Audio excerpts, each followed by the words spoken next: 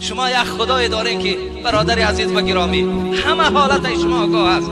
شما در پیش همو دروغ میگید، شما در نزد همو خیانت میکنید، شما در نزد همو دروغ گفتن روا میبینید.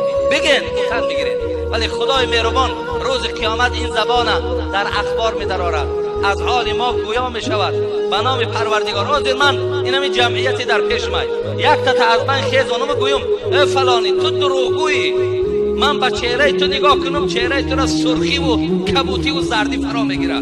تو در بین این مردم خود خجالت حس میکنی، تو محشر چند میلیونه را تصور نمیکنی.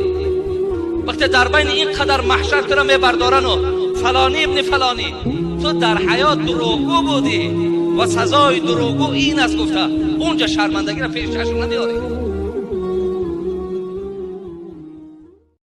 شما یک خدای دارین که برادر عزیز و گرامی همه حالت شما آگاه